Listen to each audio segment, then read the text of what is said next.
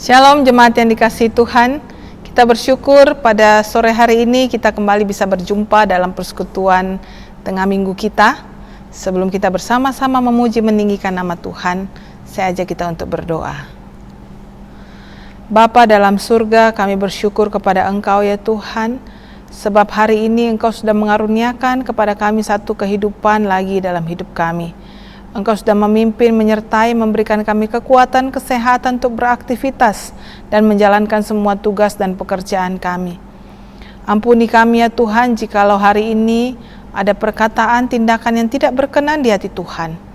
Dan kiranya Engkau juga yang berkenan untuk tinggal dalam hati kami, supaya ketika mulut kami memuji nama Tuhan, telinga kami mendengarkan firman Tuhan, semua itu menjadi suatu persembahan kami yang harum di hadapan Tuhan, dan firman-Mu itu sungguh menguatkan setiap kami. Di dalam nama Tuhan Yesus kami berdoa. Amin. Jemaat yang dikasihi Tuhan, karena kasih Tuhan mau memberikan kita kehidupan, kesehatan hari demi hari. Karena Tuhan kasih kepada kita, karena Tuhan memperhatikan setiap kita. Kasih Tuhan itu sempurna, sebab kasih itu turun dari surga dan melawat setiap kita yang ada di dunia ini. Mari saudara-saudara yang dikasihi Tuhan, kita bersama-sama mengangkat suara kita, memujikan pujian ini. Kasih dari surga memenuhi tempat ini.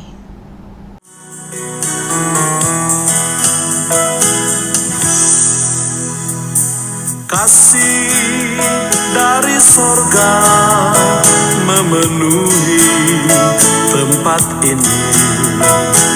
Kasih dari Bapa surgawi. Kasih dari Yesus mengalir di hatiku, membuat damai di hidupku. Mengalir kasih dari tempat tinggi, mengalir kasih dari tata Allah Bapa, mengalir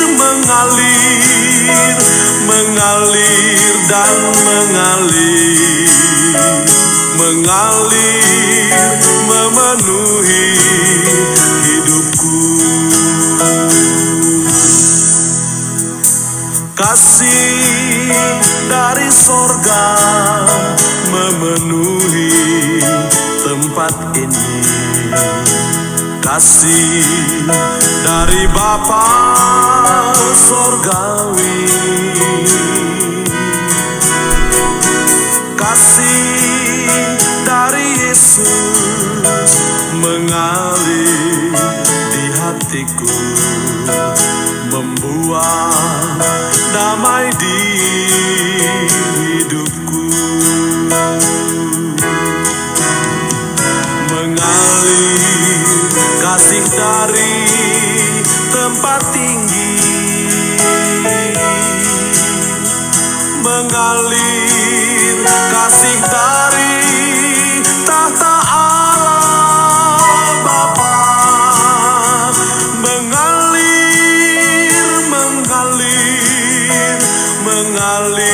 dan mengalir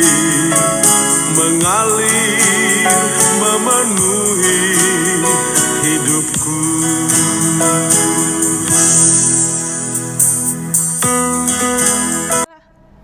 Saudara, sekali lagi kita kalau berbicara tentang kasih, itu sesuatu yang tidak habis-habisnya untuk dibicarakan. Kasih itu bukan hanya dipercakapkan, tetapi dilakukan. Kasih itu bukan hanya dilakukan, tapi juga butuh motivasi yang tulus dari kehidupan kita. Sehingga orang sekitar kita itu bisa merasakan kasih dari Tuhan lewat kehidupan setiap kita anak-anak Tuhan. Mari Bapak Ibu Saudara yang dikasihi Tuhan, sebelum kita bersama-sama mendengarkan bagian firman Tuhan, kita mau mengangkat satu pujian yang menyatakan, andaikanku memberikan diriku pun, tapi kalau tanpa kasih itu sia-sia. bahasa kasih. Andaikan aku lakukan yang luhur mulia, jika tanpa kasih cinta hamba tak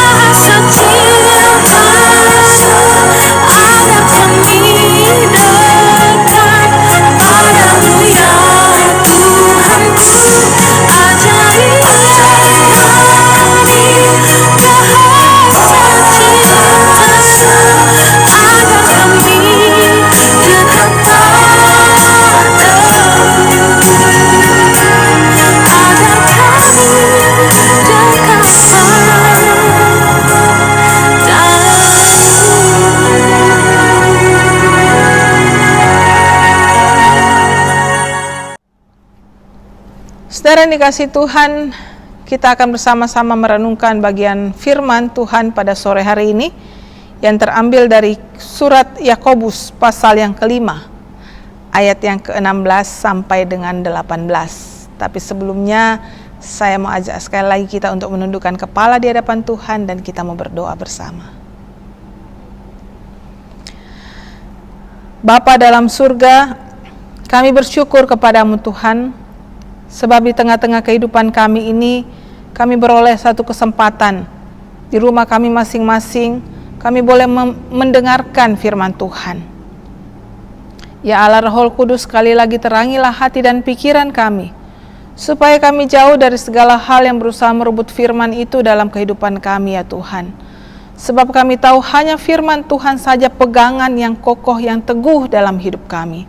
Hanya firman Tuhan saja yang menjadi andalan kehidupan kami menjalani hari-hari di depan ini. Karena itu ya Tuhan, berbicaralah kepada setiap kami. Bentuklah kami dengan firman-Mu. Ajarlah kami dengan firman-Mu. Dan ajarkan kami juga menjadi orang-orang yang melakukan firman Tuhan dalam kehidupan kami hari lepas hari. Di dalam nama Tuhan Yesus kami berdoa. Amin. Saudara yang dikasihi Tuhan, tema kita pada sore hari ini adalah doa orang benar. Kita akan bersama-sama membuka bagian firman Tuhan dari Yakobus pasal yang kelima, ayat yang ke-16, 17, dan 18. Saya akan bacakan untuk kita semua. Karena itu hendaklah kamu saling mengaku dosamu dan saling mendoakan, supaya kamu sembuh. Doa orang yang benar, bila dengan yakin didoakan, sangat besar kuasanya.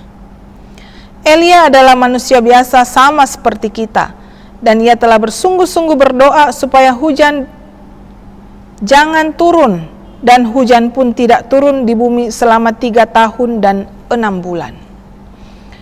Lalu ia berdoa pula dan langit menurunkan hujan, dan bumi pun mengeluarkan buahnya.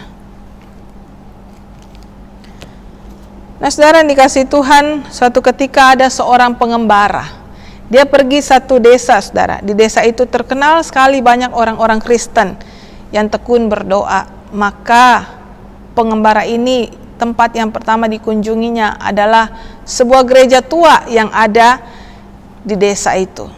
Saudara, waktu dia berdiri menghadap gereja itu, dilihatnya saudara, di atap gereja itu ada roh-roh jahat. Ini cerita anekdot saudara ya, yang punya makna saja, tapi tidak sungguh-sungguh kejadiannya, tapi ajarannya baik untuk kita semua. Nah saudara, pengembara itu melihat bahwa roh-roh jahat yang ada di atap gereja itu sedang santai-santai, tidur-tiduran, ya, ngaso, rebahan seperti itu, seperti nggak ada kerjaan. Lalu dia jalan lagi keliling desa, mengelilingi desa kecil itu. Kemudian dia lihat satu rumah kecil, sederhana sekali rumah itu.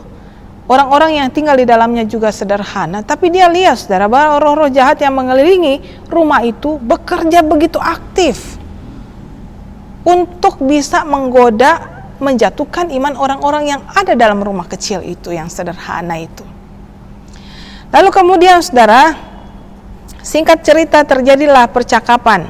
Sekali lagi ini cerita anekdot saudara ya. Percakapan antara pengembara itu dengan si roh jahat. Lalu kemudian pengembara itu mulai bertanya kepada roh jahat itu, kenapa ya? Tadi saya lewat satu gereja tua yang cukup terkenal di desa ini, tapi saya lihat kawan-kawan kamu di situ ya, cuma santai-santai saja, rebahan, tidur-tiduran, seperti orang nggak punya kerja, seperti pengangguran. Tapi kenapa waktu saya lewat rumah kecil ini, orang-orang yang ada dalamnya itu sederhana, tapi kamu begitu aktif, begitu antusias, beringas untuk bekerja, menggoda orang-orang yang dalam rumah itu.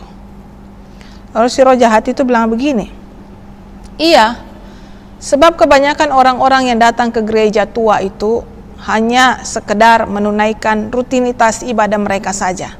Mereka berdoanya tidak sungguh-sungguh. Kadang-kadang jam berdoa, doa syafaat, mereka buka HP celingak-celingu, tidak serius berdoa. Kadang-kadang waktu doa ada yang jalan-jalan ke depan, ke belakang. Kadang-kadang waktu doa ada yang sengaja pergi keluar pipis dan lain sebagainya. Doanya itu tidak punya kuasa. Sedangkan rumah kecil ini, walaupun orang-orang di dalamnya sederhana dan sedikit, tapi mereka sungguh-sungguh berdoa. Dan itu ancaman buat kami. Makanya kami begitu antusias untuk menggoda mereka, supaya mereka tidak tekun lagi dalam doa. Nah, saudara dikasih Tuhan, saudara bisa nangkap kira-kira pengajaran yang diajarkan oleh cerita singkat ini. Bahwa kuasa doa itu, saudara, bukan tergantung seberapa banyak saudara itu berdoa, bukan juga tergantung seberapa banyak saudara melayani Tuhan, bukan tergantung berapa banyak saudara duduk dalam rumah Tuhan. Itu bukan standarnya, tapi itu juga menjadi suatu hal yang penting, saudara.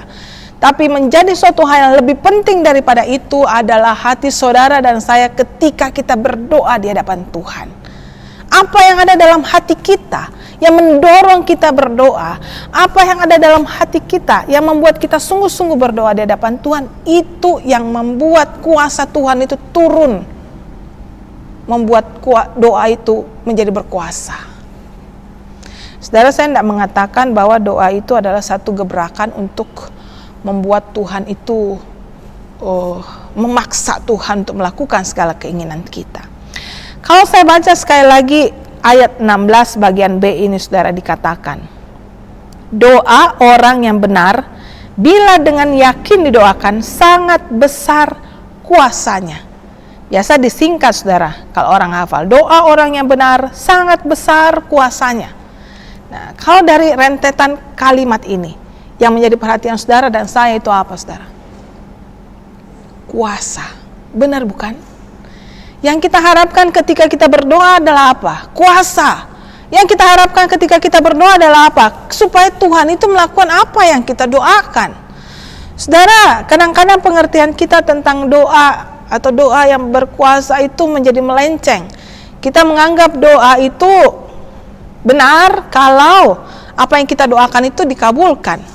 Kita menganggap bahwa kuasanya satu doa itu adalah ketika kita berdoa lalu orang yang sakit tiba-tiba sembuh, bisa berjalan, bisa berlari dan lain sebagainya. Kita menganggap kuasa doa itu ketika orang yang sedang hancur kemudian dipulihkan. Kita menganggap kuasa doa itu hanya sekedar ketika orang yang jatuh kemudian diangkat Tuhan dan menjadi sukses kembali, berjaya. Lalu mulailah lebih melenceng lagi mengatakan bahwa orang yang sukses, yang kaya, yang berhasil itu adalah orang-orang yang doanya dia jawab Tuhan, sedangkan orang yang menderita tidak. Nah, saudara, kalau kita punya pemahaman seperti itu harus dihapus cepat-cepat, saudara. Itu pemahaman yang keliru. Itu pemahaman yang mau mengatakan mengecilkan kuasa doa, membatasi kuasa doa. Saudara, doa itu berkuasa bukan hanya sekedar pengabulan keinginan kita, penyembuhan, pemulihan, membuat sukses dan lain sebagainya. Kita lupa apa yang ada di depan daripada kalimat besar kuasanya ini. Bahwa di depan sekali dikatakan doa orang yang benar. Itu yang besar kuasanya, saudara. Doa orang yang benar itu seperti apa, saudara? Kita harus kembali kepada makna daripada doa yang paling dasar. Doa itu bukan cuma tempat kita curhat, tempat kita memohon, meminta. Tapi Yohanes Calvin mengatakan bahwa doa itu adalah nafas hidup orang Kristen. Nafas hidup orang percaya. Kalau begitu, saudara dan saya ketika berdoa itu seperti kita tarikan nafas kita. Doa itu yang membuat saudara dan saya hidup secara rohani. Jadi banyak orang yang hidup tapi rohaninya mati.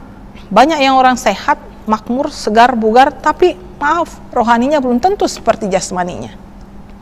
Banyak orang juga sakit, tapi belum tentu rohaninya sakit. Bisa jadi rohaninya kuat di dalam kesakitan dan kekurangan dia, saudara. Doa itu nafas hidup kita. Doa itu komunikasi kita dengan Tuhan. Saudara, kalau kita bicara komunikasi itu kadang-kadang saya suka filosofi komunikasinya orang Jawa sini, saudara. Khususnya lagi di Jawa Tengah. Kalau bicara dengan orang yang lebih tua, itu pakai bahasa Jawanya bukan yang kasar, tapi yang halus. Kalau bicara lagi dengan misalnya pembesar-pembesar atau orang-orang yang dituakan ya, seperti mungkin bangsawan-bangsawan, itu bahasanya lebih halus lagi tingkatannya, saudara. Dan bahasanya itu benar-benar enak didengar. Lalu kemudian kalau bicara dengan orang yang dihormati sungguh-sungguh itu, saudara, itu tidak berjalan kaki tegak, saudara. Zaman dulu itu kalau saya lihat film-filmnya Raden Ajeng Kartini, ketika menghadap bapaknya aja itu harus berlutut, saudara, jalannya sampai ke depan bapaknya, lalu tangannya seperti ini, nggak berani melihat mengototin papahnya, saudara. Itu komunikasi yang diajarkan orang-orang di Jawa ini, saudara. Dan saya pikir itu satu filosofi bagus, saudara, yang membuktikan bahwa kalau kita berdoa, doa ini kan komunikasi kita dengan Tuhan. Nah, saudara, sikap kita ketika menghadap Tuhan itu menentukan seberapa jauh hormat kita kepada Tuhan, saudara. Kalau orang saja manusia ketemu dengan manusia yang dia sangat hormati, kagumi, begitu kusuknya, begitu hormatnya, sampai ketika ngomong pun pakai bahasa yang tertata, bahasa yang tidak menyinggung perasaan dan lain sebagainya. Bagaimana ketika kita bertemu dengan Tuhan? Bahasa apa yang kita gunakan? Memang kematian Tuhan Yesus di salib itu menjadi satu langkah kita untuk mendekati Tuhan, bukan lagi dengan banyak peraturan tetek bengek seperti yang dilakukan oleh orang Farisi. Tetapi bukan juga itu berarti menghilangkan rasa hormat kita kepada Tuhan. Apa yang kita lakukan ketika kita berdoa? Apa kita berdoa sambil merem di pinggir tempat tidur kita, lalu lama-kelamaan ketiduran? Ataukah kita ambil satu sikap yang baik, walaupun mungkin dengan baju tidur kita berlutut di tepi ranjang kita, dan kita sungguh-sungguh ambil satu waktu untuk berdoa, entah itu pagi hari kah atau malam hari, untuk mengakhiri hari kita hari itu, untuk beristirahat. Bagaimana sikap kita ketika berdoa dalam rumah Tuhan, dalam satu ibadah, walaupun mungkin itu doanya dipimpin oleh pendeta atau yang memimpin ibadah? Apakah kita berdoa sungguh-sungguh atau kita berdoa sambil buka WA, buka handphone dan lain sebagainya? Itu menentukan doa kita itu berapa jauh kualitasnya, saudara. Nah, saudara, lalu kemudian di ayat 17 setelah dikatakan di situ doa orang yang benar. Nah, orang yang benar itu seperti apa sih, saudara? Orang yang benar itu bukan berarti dia itu lebih layak daripada yang lain. Dia itu lebih benar daripada yang lain hidupnya. Karena kita semua ini sama, saudara, manusia berdosa di hadapan Tuhan. Semua orang sudah kehilangan kemuliaan Allah. Orang yang benar di sini adalah orang yang dibenarkan oleh Tuhan. Orang yang dilayakkan oleh Tuhan. Kalau dibenarkan berarti dia tadinya nggak benar, saudara. Kalau dilayakkan berarti tadinya dia nggak layak, tapi dilayakkan oleh kematian Tuhan. Orang yang benar, doa orang yang benar, saudara. Lalu ayat 17-18 itu mengambil satu perumpamaan tentang tokoh Alkitab yang sangat terkenal, yaitu Elia. Elia dikenal sebagai raksasa iman, saudara. Saudara, bayangkan Elia berdoa 3,5 tahun hujan tidak turun di Israel. Lalu setelah 3,5 tahun dia tantang kembali itu nabi-nabi Baal. Dia berdoa kepada Tuhan, maka Tuhan turunkan hujan dari langit, saudara. Dikatakan di ayat 17, siapa si Elia itu? Manusia yang dipandang oleh manusia lain itu adalah raksasa iman. Ayat 17 mengatakan dia adalah manusia biasa, sama seperti kita. Lalu apa yang membedakan doanya Elia dengan doa kita, saudara? Elia itu adalah orang yang berdoa sungguh-sungguh sebagaimana orang yang benar berdoa. Jadi orang yang benar ketika dia berdoa adalah orang yang punya relasi dengan Tuhan. Orang yang mengenal siapa yang diajak untuk berkomunikasi. Elia yang adalah manusia biasa itu diperumpamakan di sini sebagai orang yang benar, orang yang dibenarkan Tuhan. Dia manusia biasa sama seperti kita. Berarti saudara dan saya juga punya hak untuk berdoa sama seperti Elia. Masalahnya, kita punya nggak iman seperti Elia? Kita punya nggak kesungguhan seperti Elia? Ayat 17 melanjutkan, dan ia telah sungguh-sungguh berdoa. Kesungguhan, saudara. Di dalam kita berdoa, kita perlu kesungguhan. Kalau saudara baca dalam 1 Raja-Raja pasal 18 ayat 42, di situ dikatakan Elia itu berdoa sambil membungkuk ke tanah dengan mukanya berada di antara kedua lututnya. Nah, saudara yang dikasih Tuhan, ini satu sikap yang menyatakan bahwa Elia itu merasa sungguh-sungguh dirinya itu bukan apa-apa. Dia hanyalah penyambung lidah bagi Tuhan kepada umatnya dan juga umatnya kepada Tuhan. Dia hanyalah orang yang dipakai Tuhan.